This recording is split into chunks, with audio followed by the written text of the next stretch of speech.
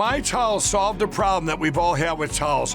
You go into the stores and they feel lotiony and soft, but then you get them home and they wind dry you. That's why I made My Towels. They actually work, they're soft, and they absorb. And now I'm excited to announce 2 brand new lines of My Towels. What makes them the best towels ever is they're now made with 100% long staple Shapir cotton. This is a combed ring spun cotton that makes My Towels even softer and more absorbent than ever. And now you get a 6-piece set for an amazing introductory sale price as low as $29.98. So go to mypillow.com or call the number on your screen. Use your promo code to get My Towels for only $29.98. Or you can get my designer premium line for just $20 more. Either way, you save 50% now on all My Towels. They actually work. What a concept. This offer won't last long, so please order now. mypillow.com. I'm excited to announce that we're having our biggest Christmas sale ever. You get our brand new 6-piece My Towels for only $29.98.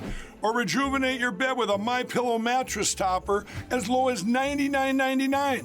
Or how about MyPillow bed sheets for as low as $24.98? There's something for everyone.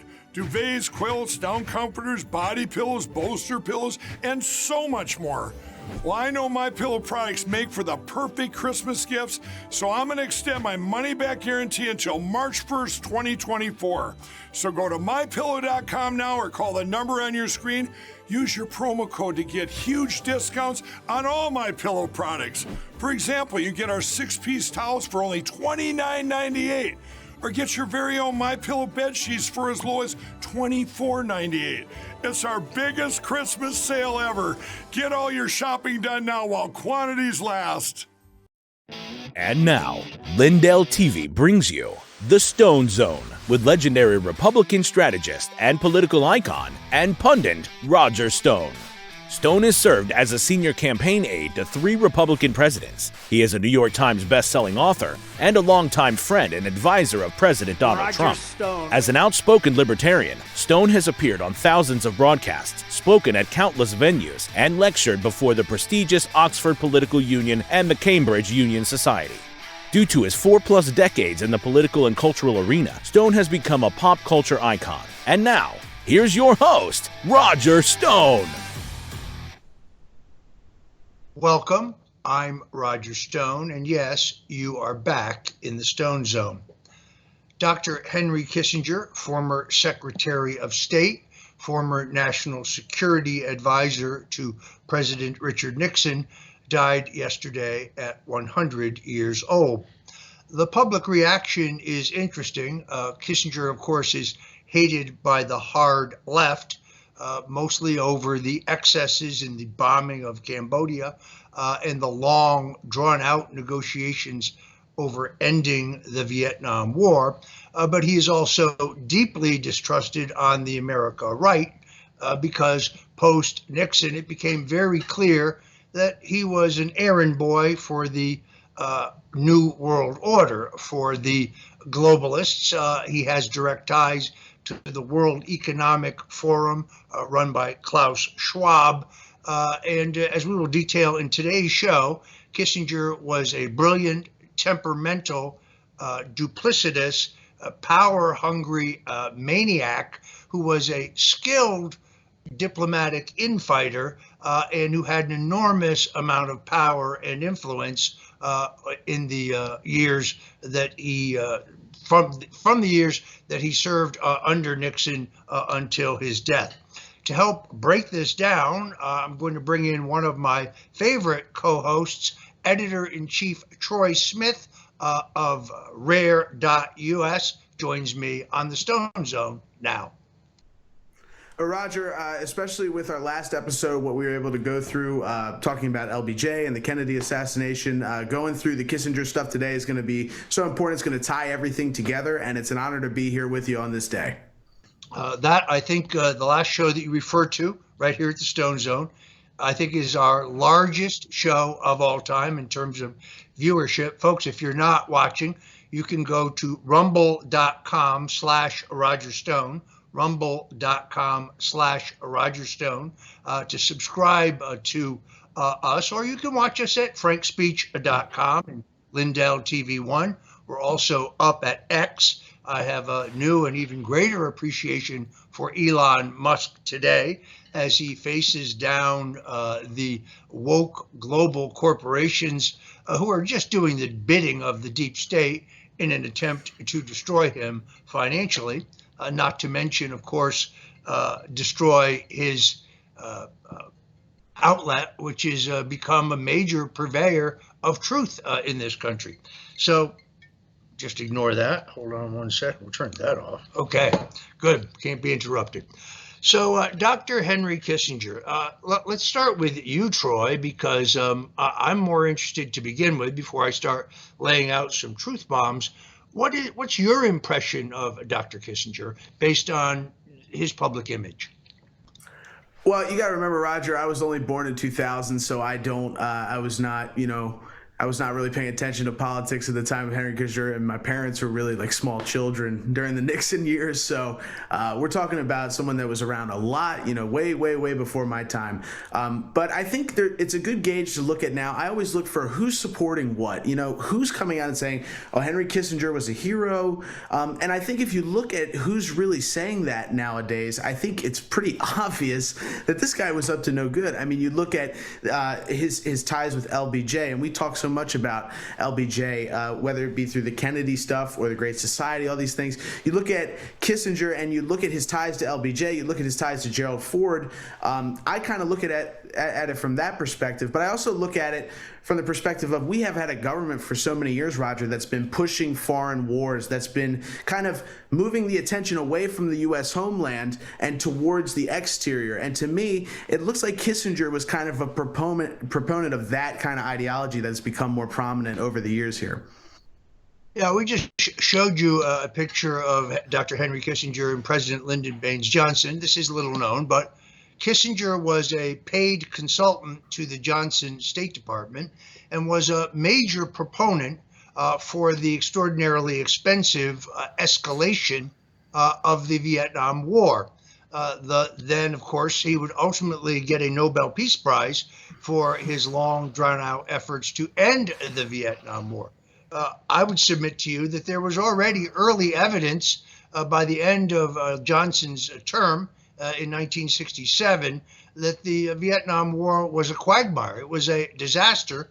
Nonetheless, Kissinger was among those urging Johnson to go in deeper.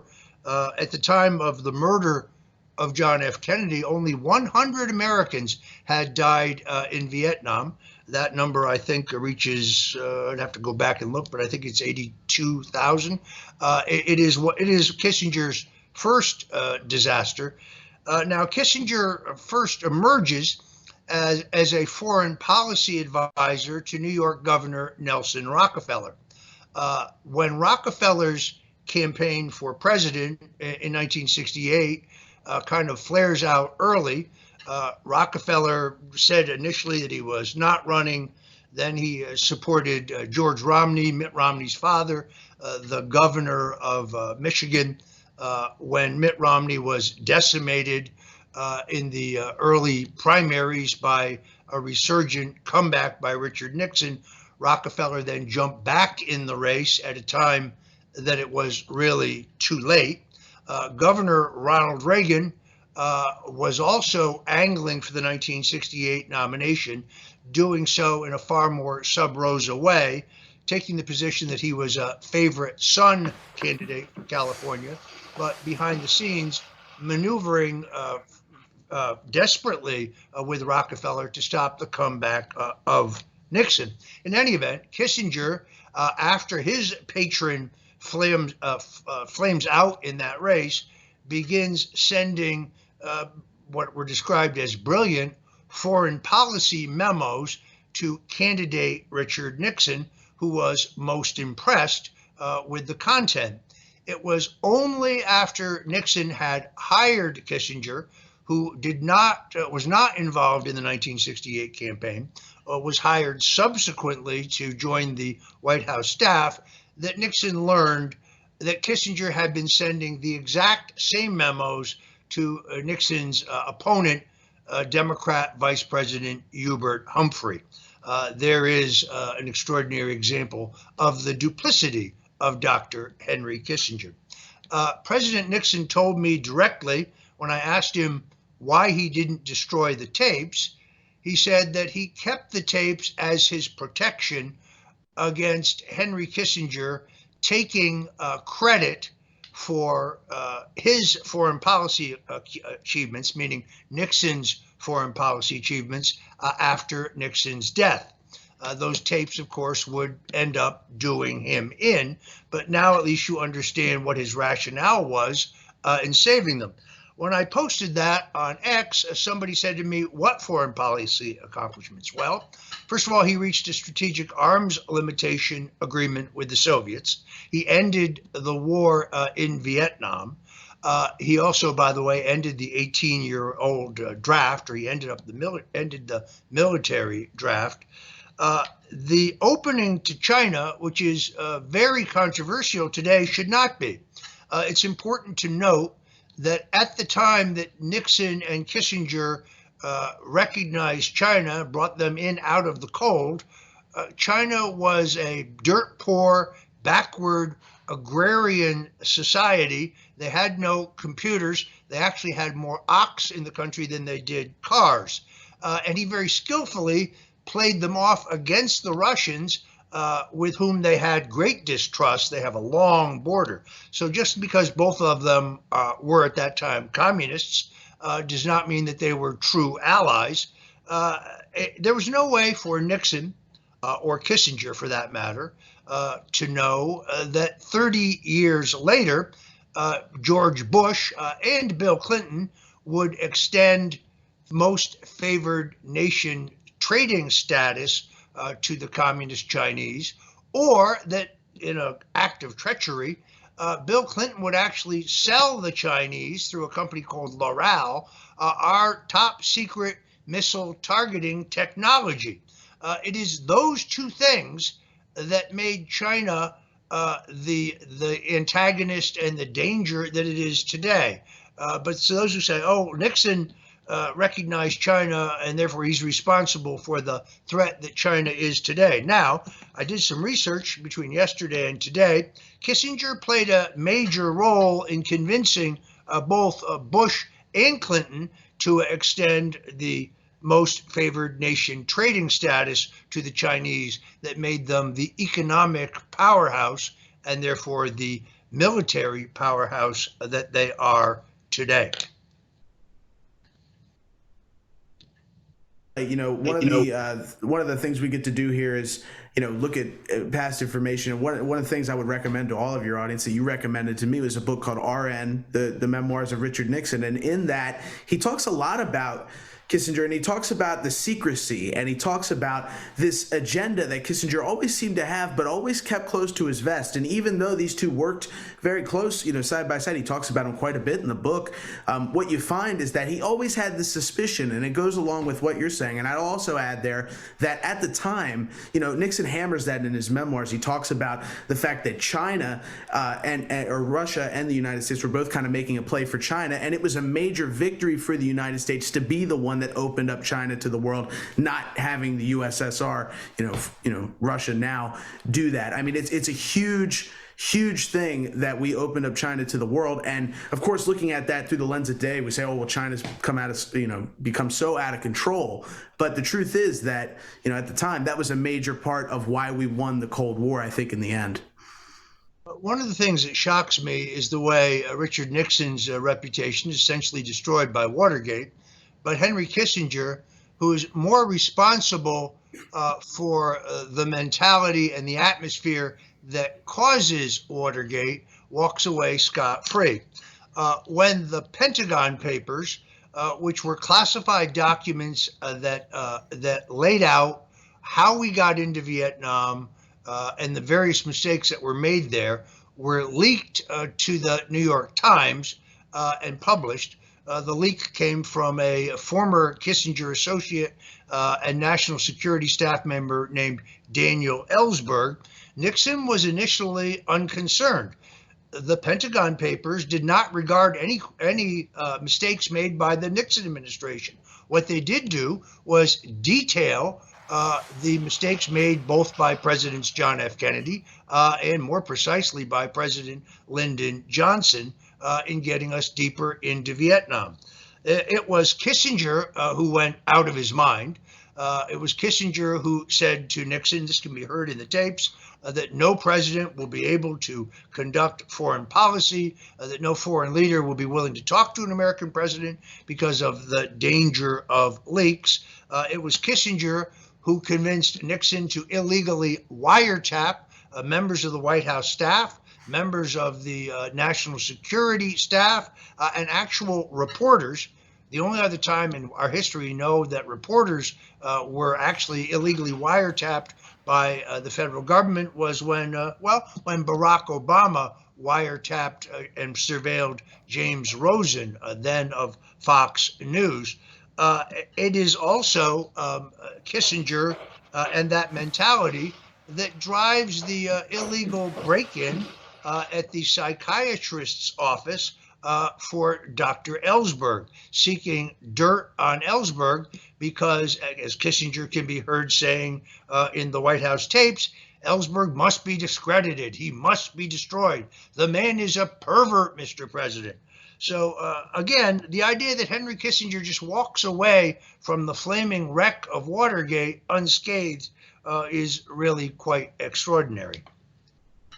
I think so, Roger, and I think it's pretty telling. And I think if you look at the agendas that Kissinger's agenda kind of served over the years, the larger agendas, you look at things that have served the Obamas, the Bushes, the Clintons, these people, and I think you're coming at this from a really unique perspective because unlike so many people, you actually knew Richard Nixon. You had the opportunity to talk with him about some of these things. And, I coming into this show, I was like, well, this is a historic thing. We're talking about Dr. Henry Kissinger, Roger, who's obviously, close to Nixon. When you were speaking to Nixon, all those years, I mean, did Kissinger come up a lot? Was he somebody that was on Nixon's mind quite a bit as to why? Because I would assume that in his later years, he probably sat and thought about that a lot. I was wondering, did he bring up Kissinger a lot? Was that like a topic that he didn't discuss a lot? What was the deal with that?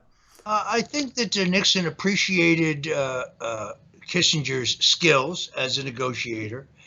He appreciated his opinions, but it's very clear that he never completely trusted Henry Kissinger. Otherwise, he would not have told me that he preserved the tapes to protect himself later against Dr. Kissinger. Dr. Kissinger was extraordinarily temperamental. The first thing Kissinger wanted to do upon getting control of the national security apparatus was to cut State Department Secretary of State William P. Rogers out of all foreign policy decisions, which makes very little sense. Kissinger, if you go back and look at the memoirs of Nixon, go back at the memoirs of his chief of staff, H.R. Bob Haldeman, Kissinger's great tactic was to threaten to resign. Mr. President, if you do that, I will be forced to resign. Nixon would generally always call his bluff and say, okay, Henry, there's the door, help yourself. And of course, Kissinger, having gotten that power, was never going to really resign. I think the most disgraceful piece of Kissinger's record has to do with the 1973 Yom Kippur War. Very similar to what we saw in Israel on October 7th, there's a complete failure of Israeli intelligence, and the Israelis find themselves under attack from Syria and Egypt on the eve of the Yom Kippur War. They are very quickly out of munitions. Literally, Israel's back is to the sea, and Golda Meir, the Prime Minister of Israel, puts out an emergency request to Richard Nixon for an airdrop of lethal aid. Dr. Henry Kissinger is vehemently opposed. The chairman of the Joint Chiefs of Staff, Admiral Thomas Moore, is opposed. The entire State Department apparatus is opposed. Kissinger's argument is that it will provoke the Russians. Nixon's attitude is it's the only democracy in the region, and they're an ally, and their annihilation is near. So he gives Kissinger a direct order to airlift $37 million in lethal aid to the Israelis. functionally saving Israel from annihilation. Those who worked for Nixon knew that sometimes if you waited him out, he would change his mind in terms of a major decision. This was a major decision. So Kissinger did nothing in terms of getting the aid airlifted to Israel. The following afternoon, according to the Watergate tapes, Nixon asked Kissinger whether the Israelis have received the aid or when it will come. And Kissinger admits, well, we haven't even sent it yet. And Nixon asks him why. And Kissinger says, well, we can't decide what kind of plane to send it in. Nixon is very unhappy, calls the chief of the Joint Chiefs Chairman, Admiral Moorer, and basically says, send anything that will fly. If that aid is not in the air in the next 2 hours, he actually says, I'm going to come over there to the State Department and put my foot up your ass.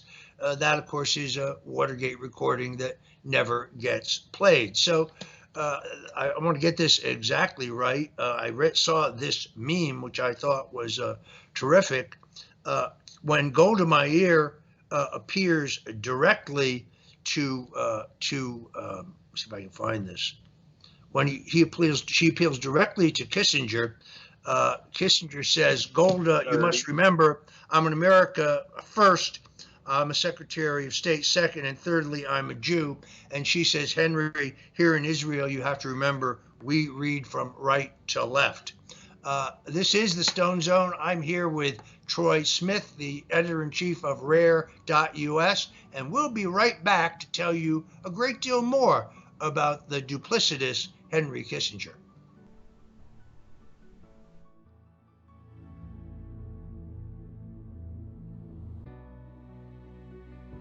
My Towels solved a problem that we've all had with towels. You go into the stores and they feel lotiony and soft, but then you get them home and they wind dry you.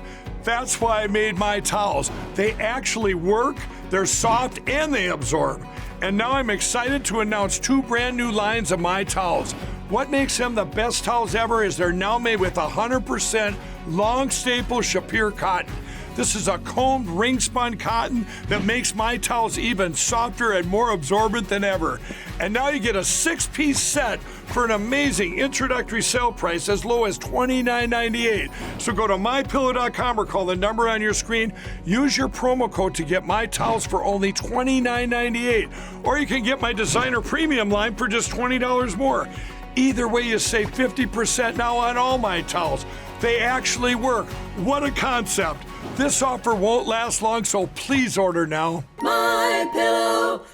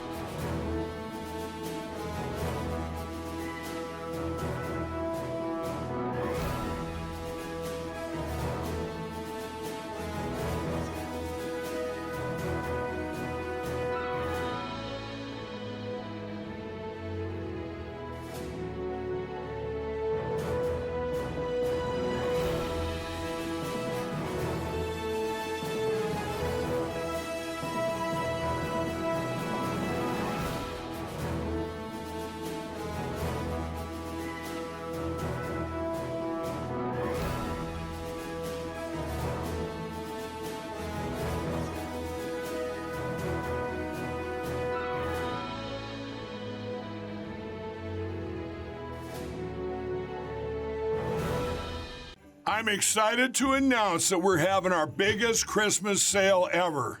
You get our brand new 6-piece My Towels for only $29.98, or rejuvenate your bed with a MyPillow mattress topper as low as $99.99. Or how about MyPillow bed sheets for as low as $24.98? There's something for everyone. Duvets, quilts, down comforters, body pillows, bolster pillows, and so much more. Well, I know MyPillow products make for the perfect Christmas gifts, so I'm going to extend my money-back guarantee until March 1st, 2024. So go to MyPillow.com now or call the number on your screen. Use your promo code to get huge discounts on all MyPillow products. For example, you get our 6-piece towels for only $29.98. or get your very own MyPillow bed sheets for as low as $24.98. It's our biggest Christmas sale ever. Get all your shopping done now while quantities last. You heard it right there, folks. We're very proud to be sponsored by the great folks at MyPillow.com. And now, if you go to MyPillow.com and you use promo code STONE, we have free shipping for your entire order. So from now to December 15th, I believe it is, in celebration of Christmas, you can do all your shopping at MyPillow.com, whether it is the towel special that Mike Lindell just told you about, or the MyPillow dog beds, a big favorite of ours, the pet blankets, the all-season slippers, the MyPillow sandals, the revolutionary new MyPillow 2.0 with the unique cooling technology, the men and women's bathrobes of the plushest, most luxurious terry cloth, the 6-piece towel set that Mike was just talking about. All of these great products are available and so much more. Please go to mypillow.com, and when you do, use promo code STONE. You can also dial 1-800-544-8939 and phone in your order, but remember to use a promo code STONE when you do. All right, we are going to continue here with Troy Smith, editor and chief of Rare.us, to finish where we were regarding the Yom Kippur War of 1973. Nixon makes the unilateral decision to save $37 million worth of lethal aid and literally saves Israel from complete and total annihilation.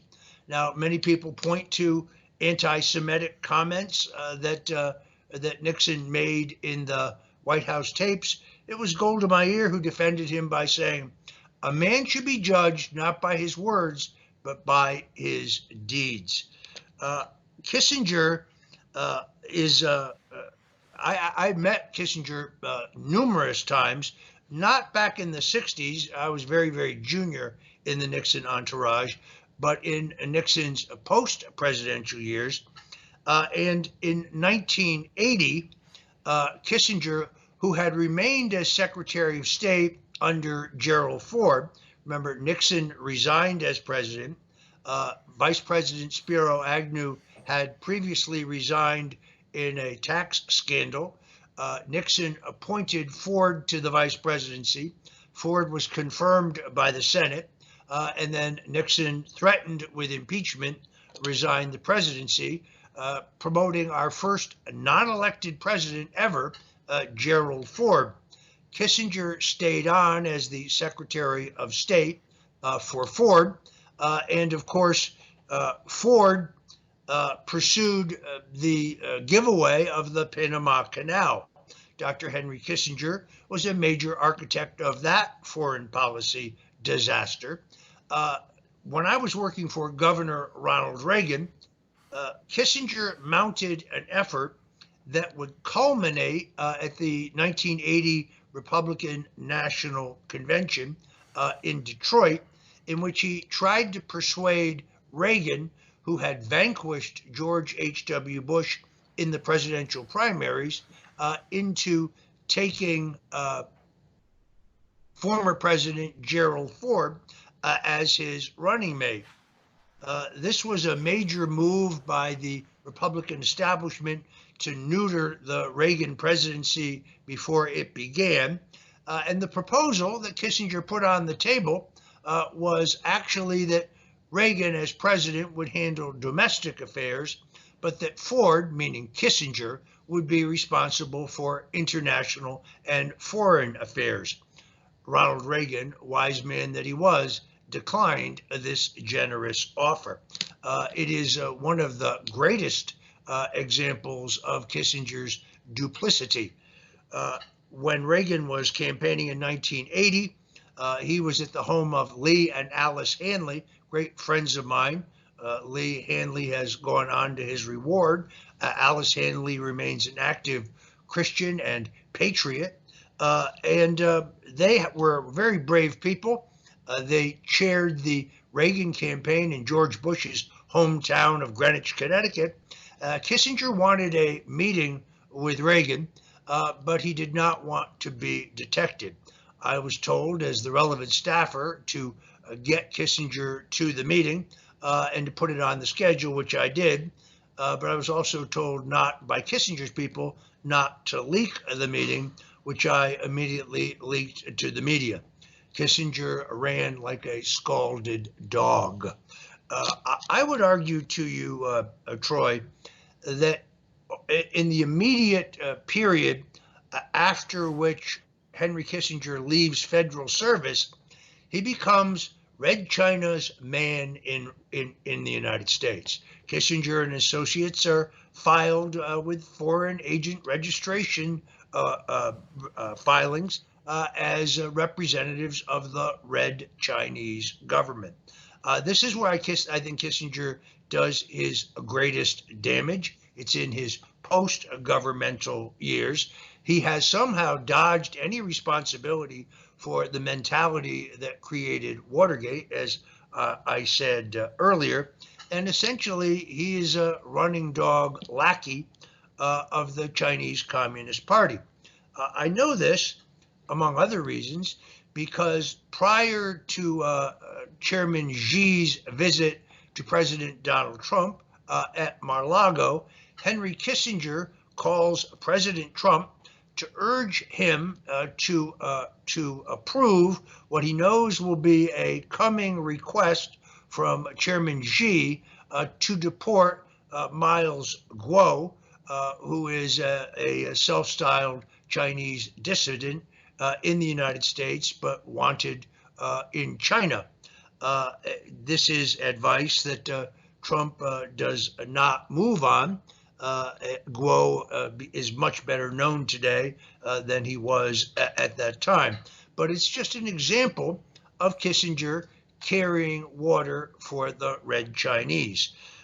Kissinger essentially, unlike Reagan, even unlike Nixon, believed that the American century was over, believed that it was inevitable that both the Chinese and the Russians would rocket ahead of the United States in terms of world influence, and that we had to make the best deal we could for ourselves in order to survive. That's completely contrary to the view of Ronald Reagan. Remember, Reagan was famously asked what his strategy was for the Cold War. He said, it's very simple. We win, they lose. Kissinger did not share that view. Kissinger believed the rise of the Chinese was inevitable.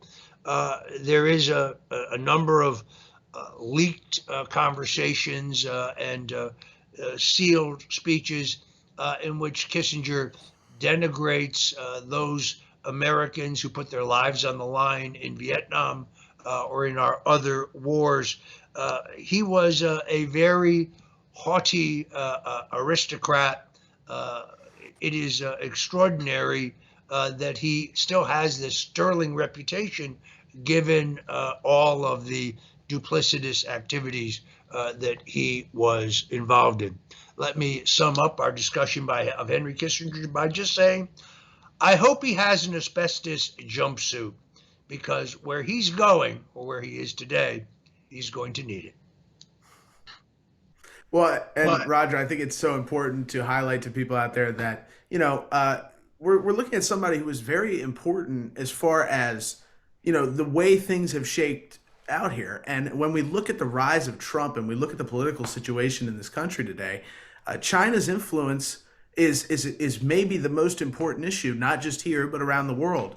And the fact that this guy was working on behalf of the Chinese, and I would question, if this is, and this is the thing, Roger, having read the memoirs, especially about the trip to China, Kissinger was there before. He was, this guy was literally like there talking to all of their, people, like he was there before even Nixon got there. So we're talking about somebody who has had ties to China for a long time. It kind of set up this rise of China. And if you want to know why the United States is in the position we're in today, we're not the strong country that we were, I think you look at the policies and the things pushed by Henry Kissinger and you feel like, oh, well, that's pretty much how we got here. I mean, it's pretty sad, and I think it speaks to the danger of these people who sit in the back of the Republican establishment, and when there's a Republican president, they reemerge and they look for this power and they look for this influence. And like you said, he calls Trump about Miles Guo and President Xi. I think that at the end of the day, when you're looking at what this guy represents, he represents a deep state. He represents a group of individuals that sit behind the politicians and kind of push policy to fit their own agendas, their own biases, and their own financial interest. And it speaks to the issue. If you really want to know why American politics have become, so crazy and just so corrupt, and you're looking at it, we're bankrupting our country, it's because of people like Henry Kissinger who have taken that America First message and turned it into, like you said, let's just get what we can because it's not the American century anymore. We're moving on from that. The American people are not moving on from that. We're not moving on from that. And I think Donald Trump represents the end of the Henry Kissinger types. That's how I look at it, at least. Well, I must say, I still find it shocking that the way Chairman Xi visits the United States, visits San Francisco, I still can't get my head around American military service members carrying the red Chinese flag, no American flags evident along the motorcade route at all. Obviously, the immediate cleanup of San Francisco, which goes from a dangerous shithole to be a clean city, what did they do with all those people? Where did they put them? And are they going to come back? But what's even worse is Chairman Xi, a man who shipped us the deadly Wuhan virus, a man who is shipping millions of dollars worth of fentanyl into our country through our southern border, a man who is whose government is stealing our intellectual property and technology, a man who is manipulating our currency, a man who is ordering the harassment of American flagged vessels on the high seas, something that would never be tolerated under a President Donald Trump. It gets a standing ovation from the Fortune 500 and woke corporate leaders who attend this dinner in his honor in San Francisco. This would be like having a dinner honoring Adolf Hitler. It makes no sense to me. And then when you look at, go ahead. Roger, I just say, remember, Hitler was the Time Person of the Year. So this is something that's going on a lot of times. A lot of times these awful dictators that are destroying the world, they're propped up by the world elites before they ultimately try to destroy the world. That's how this stuff works, and I think it's important for people to recognize that. For anyone who wants to look it up, Time Person of the Year. You make a very good point. Ambassador Joseph P. Kennedy, John Kennedy's father, ambassador to the court of St. James, kept arguing with Franklin Roosevelt that we should be getting into the war on Hitler's side. He was sacked as an ambassador as being too close to Hitler. This is the same political position of Edward VIII of England. But to digress here, Joe Biden tells us that he reached some agreement with Xi regarding curtailing the flow of fentanyl into this country. Pardon me if I'm skeptical. I don't think you're going to see that whatsoever. The Chinese, and I have friends who do business in China, the Chinese are laughing at us. They cannot believe that we are as stupid as we are because, among other things, we are allowing them to systematically buy up the United States. Not only are they buying prime farmland and ranch land and agricultural land, they're also buying ports, airports, bridges, tunnels, toll plazas, and other public facilities. They are deeply embedded in academia. They're deeply embedded in pharmaceuticals. I'd just like to know, who was it sitting in the Bush White House who said, Mr. President, I've got a great idea. let's let the communist Chinese manufacture all of our most important drugs. Who would ever think that that was a great idea? But that is the reality today. And as you know, Troy, they're systematically in Africa and in South America buying up access to all of the most important trace minerals that are necessary to build anything, to develop anything. My greatest fear is seeing the weakness of the United States in the Middle East, where Joe Biden has some double game, where we're financing both sides of this war, where we're giving now another $100 billion that we're going to give to Iran. We've already given $100 million for humanitarian aid to Hamas.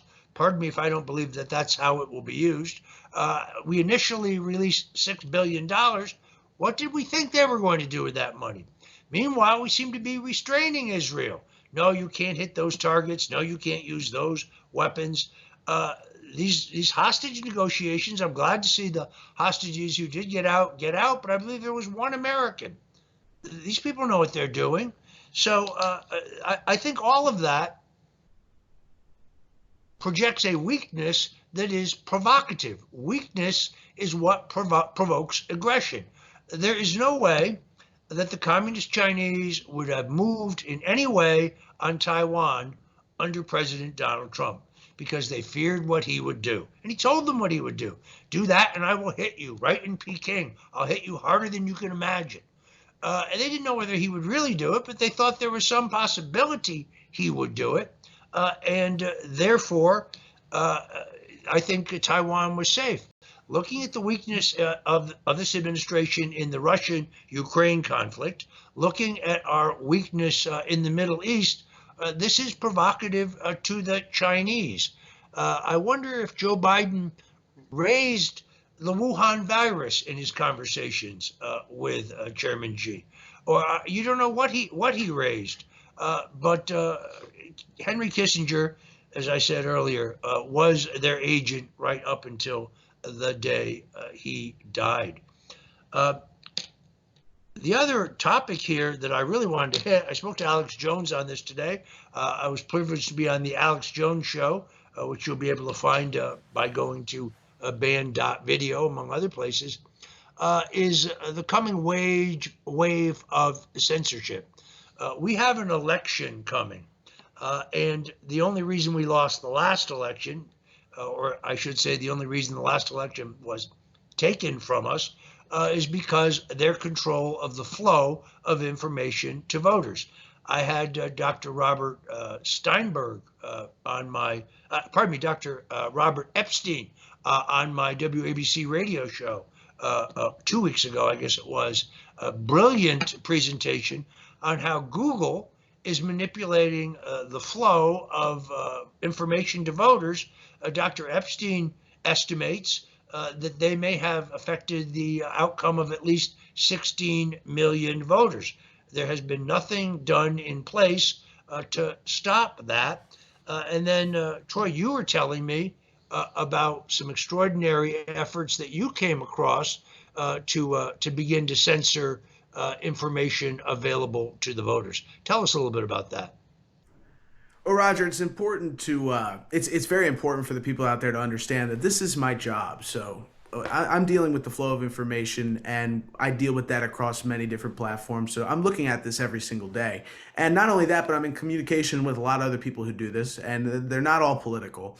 And what they're telling me is that it was not only just us, whether it's Google, whether it's MSN, whether it's Smart News, whether it's any of these syndicates, Newsbreak, any of these groups, they're all kind of moving in concert. And we saw, our own ratings. We saw content about Joe Biden. Now, we weren't doing like a lot of long form stuff, but just videos showing Joe Biden on a day-to-day basis that we've even talked about on here, Roger. Those would do extremely well. And what we noticed is that about a month ago, it switched completely, and now all the headlines are pro-Biden. Now all the headlines are pro-abortion and anti-Trump. And we're going to get back into this after this break here, but there is a coordinated effort right now to stop people like me and you from telling the truth heading into this election, because they know they can't win based on a legitimate process. We're going to be right back with Troy Smith, the editor-in-chief of Rare.us, to talk about the Biden administration's renewed efforts to control the information you get on the internet. This is the Stone Zone. I'm Roger Stone, and, well, we will be right back. Hello, I'm Mike Lindell, and I'm excited to announce my new product, My Coffee. I get products all the time from entrepreneurs for my new platform, mystore.com. And when I tried My Coffee for the first time, I was blown away. It is the best coffee I've ever had in my life. I spent the last 4 months doing my due diligence, and this family-owned business micromanages every step from the fields to the cup to ensure the best quality coffee you're ever going to have. It starts with the beans that are grown in Honduras. Honduras's volcanic soil and humid climate make the perfect growing conditions for coffee plants, which produce the best beans ever. Then each batch is tested for its aroma, taste, and other aspects to meet the highest standards in the coffee industry. And after that, it goes into production, which is all done right here in the USA. It's like you're getting that small batch specialty coffee, but delivered right to your front door. So go to mystore.com or call the number on your screen. Use the promo code and you'll get your very own My Coffee for 25% off. You guys all know that I've traveled the country for the past year and a half. I've stayed in hundreds of hotels. I've tried every coffee out there. Well, some of the coffees have that terrible aftertaste, some that leave me jittery, or I get an upset stomach. Well, My Coffee is different. It's the richest, smoothest, best coffee I've ever had. My Coffee comes in a variety of flavors. You get them ground or whole bean, plus it's certified organic and non-GMO. I guarantee it'll be the best coffee you've ever had. So go to mystore.com or call the number on your screen. Use your promo code and you'll get My Coffee for 25% off. And I'm going to give you deep discounts on all my store products. That's mystore.com. It's my new platform for USA entrepreneurs. Please order now. This is Roger Stone. You know, Winston Churchill loved a good cigar. So did Jack Kennedy, Mark Twain, and other notables. Whether you're an occasional cigar smoker or a regular cigar smoker, you need to know about My Patriot cigars. These are premium handmade cigars out of Nicaragua, made with 100% long filler tobacco aged at least 3 years to give you the best possible smoke. Go to mypatriotcigars.com and use promo code STONE and you get 15% off. There's also free shipping for orders over $100. Every box of cigars comes with a $10 e-gift card for your next purchase. Yes, it's a premium smoke for freedom-loving patriots. Go to mypatriotcigars.com and don't forget to use the promo code STONE. There you have it, folks. mypatriotcigars.com with a 25% off discount just for the holidays. These are really premium long leaf Nicaraguan cigars rolled on the thighs of Nicaraguan virgins, and the price is right. There are 4 different blends, 4 different complexities for every palate. If you're a cigar smoker occasionally or regularly, you will love My Patriot cigars. So order up for the holiday. We appreciate your patronage. I guarantee once you buy them once, you will buy them again. 25% off your base price today at My Patriot Cigars, as long as you remember to use the promo code STONE. All right, we are returning with Troy Smith, editor-in-chief of Rare.com. Rare.com is a communications powerhouse. You were telling me how many impressions you had just in recent months. Troy, you have bragging rights here. Tell us a little bit about how Rare.us is doing. Well, Roger, I got to Rare in January, and I was hired as the editor of the politics side. And when I got there, we were at 2 million hits, and I'm happy to report to you guys here that we did 31 million views last month, and our peak was around 2.5 to 3 million in a day. And you have to realize, Roger, when you're reaching that many people, things get hot in the kitchen really quick. And I think, what our experience has been is, you're as you go up and as you ascend, more people are looking at you. And that's when we got hit with the CNN piece that you were kind enough to allow me to kind of rebut on this show. And we talked about, the targeted attack that was against Rare. And, it's really difficult. I think most people don't understand that, my job is to make news. My job is to report the news. And I was doing that to a level that, I think was pretty great, especially when we're talking 31 million views, and it's 15 times what it was when I got there. So to know that the more effective you are in this field, the more attacks you're going to face, the more people are going to try to silence you.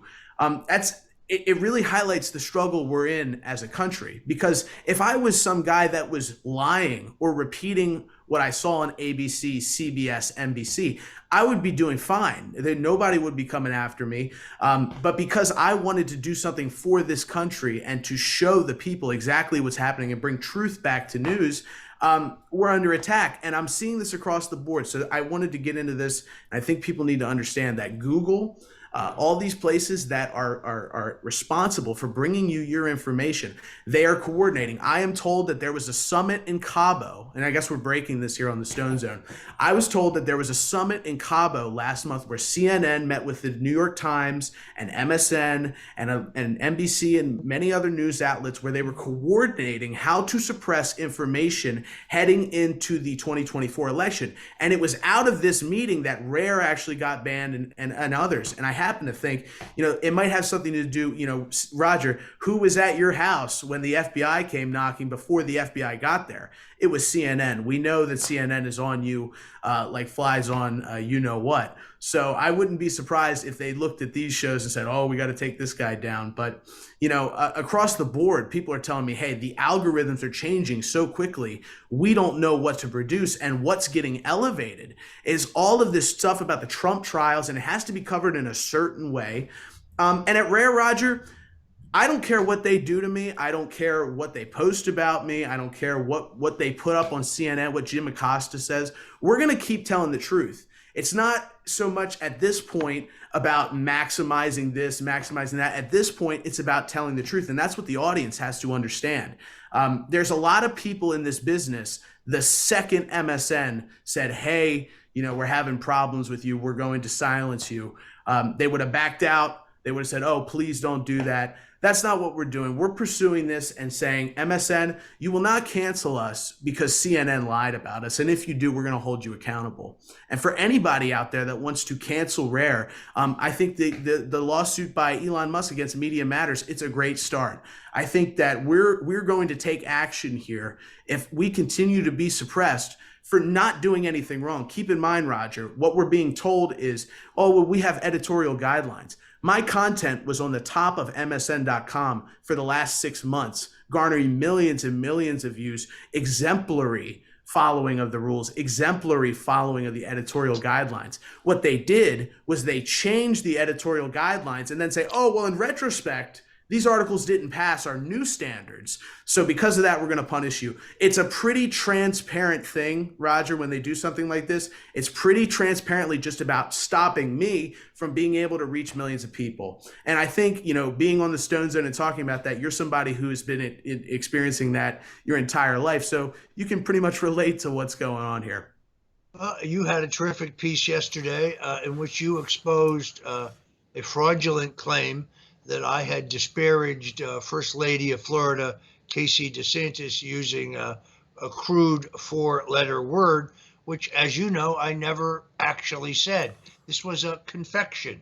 This was a canard, a hoax, a projection, simply not true. And you documented that pretty well. I notice, however, that the original story by Mediaite, owned by the odious tell me his name. Dan Abrams.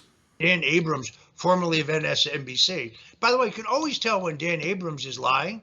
His lips are moving. Claimed otherwise, but that story was widely syndicated by one of the same companies that syndicates Rare.us. So let me guarantee you this. Put up a story that criticizes Donald Trump and you'll have no problem with the syndicators. Put up a story that praises or covers for Joe Biden and his epic crackhead criminal son, you'll have no problem whatsoever with the censors. But if you dare to tell the truth, woe be unto you. My friend Alex Jones is correct. We are in an information war.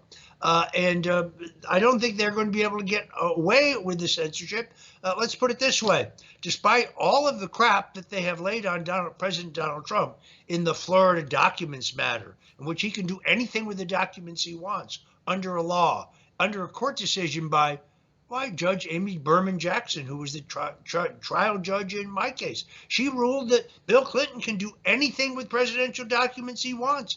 Why is there a different rule for Donald Trump? Or this ridiculous action that is falling apart by Fani Willis? No, guess what, Fani? You know what's going to get proven in your courtroom? That Trump carried Georgia. That's what's going to get proven.